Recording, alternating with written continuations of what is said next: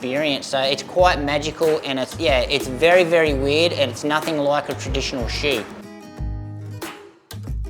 Right, shoe comparison for you guys today. We've got the brand new Nike Alphafly 3 up against the also brand new Mizuno Wave Rebellion Pro 2. So both marathon racing shoes. So we're going to go through their differences, key features, we're going to go through their stats, and hopefully from this you'll be able to work out which marathon racing shoe is right for you. But before we get into it, now's a great time, if you haven't done so already, hit that subscribe button and give this video a like.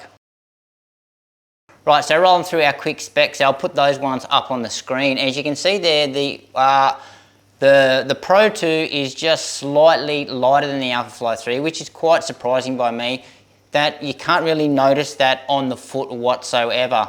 But price-wise, so slightly more expensive here. So in Australia, $370, and this one is $360. US, there's a fair bit of a price difference, so I think it's $285 and $250. So stack heights wise, we've got 40 and a 32, giving us an 8mm drop. And as you can see there on the screen, 38, 36 and a half, 1.5mm drop. But if you've seen my reviews on the Wave Rebellion Pro, because of that wacky geometry, the stack heights and the offset doesn't really mean much on this shoe. So in our uppers here, so we've got two quite different uppers. So in the Alphafly 3, we have got a booty design. So that means the shoe is just all in one piece. The tongue and the shoe is all just one piece. The tongue is like flexibly woven into the shoe. The material they're using is Atom Knit, it's called, and it's their third version, and the Atom Knit is extremely, extremely breathable. So it's pretty much see-through, and you can just, it's pretty much just like a fishnet or something like that. But yeah, crazy breathable. It just conforms like a sock all throughout the foot. It's quite easy to get on and off, which is not like any of the other Alphaflys. It's got a cool pull tab here, which is very handy of getting the foot in and out. It gets a little bit more structured on the heel counter, so a bit of a structured heel counter and nice and flimsy at the top there. Padding wise, we've got a little bit of padding just around the heel counter here, and that is nice and soft, and it's just in the right spot. And what's really nice about this shoe is the heel flare. The fit on the Alphafly 3, true to size, and the toe box width is just right, so it's medium. Comfort wise, the Alphafly 3 is a really, really comfortable upper. And on the Wave Rebellion Pro 2, we've got a more of a traditional upper. So engineered mesh, so it's not that see-through stuff, but it's still pretty breathable, but not as breathable as the Alphafly 3. So it's got a separate tongue to the upper, and the tongue is really, really thin, no padding on the tongue whatsoever. The only padding on this shoe is these two little tabs that are in the heel counter, sort of similar to what they've got going on the Alphafly 3, but just a different version.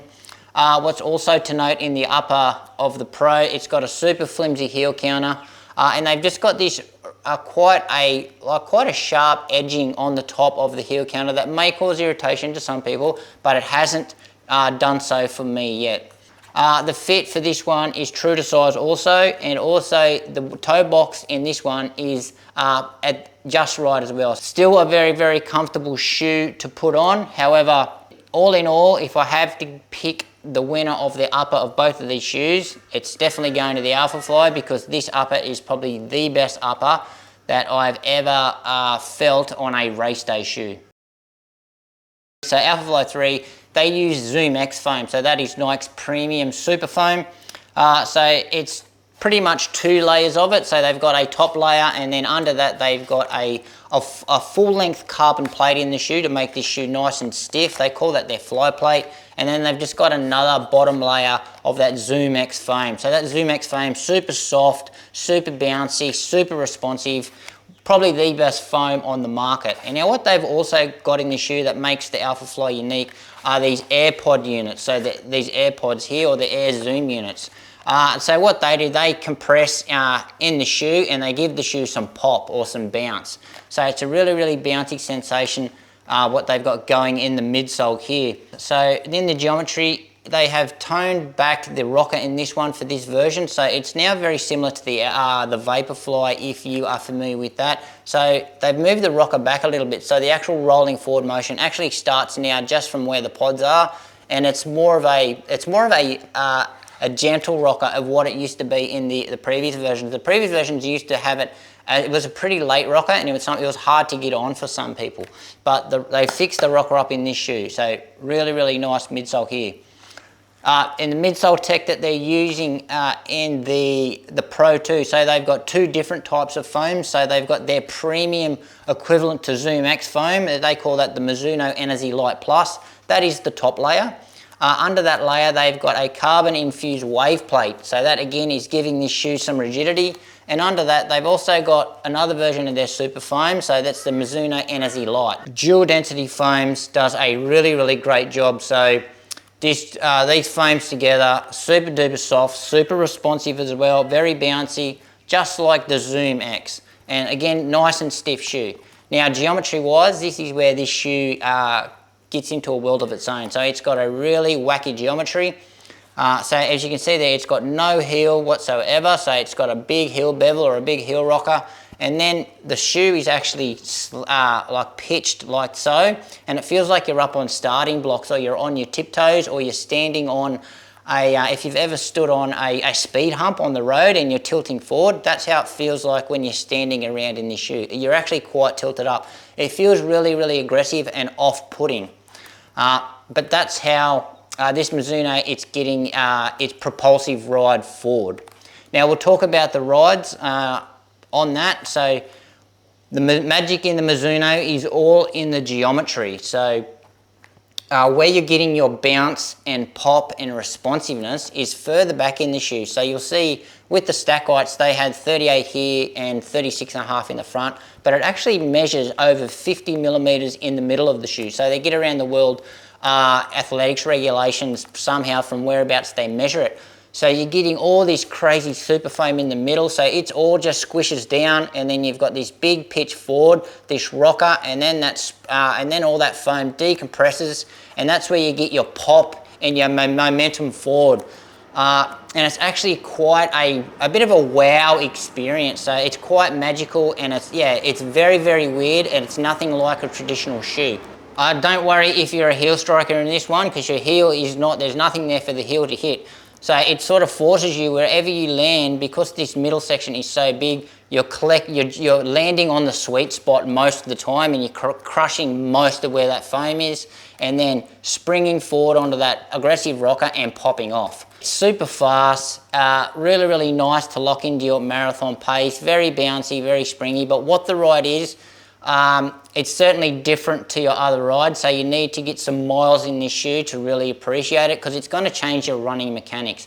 And in the ride of the Alphafly 3, so again, soft, bouncy, poppy, responsive, propulsive, like it's just, it's a really amazing experience. So these pods just really give the shoe some pop. So how this ride works is you squish down in this super soft Zoom X foam.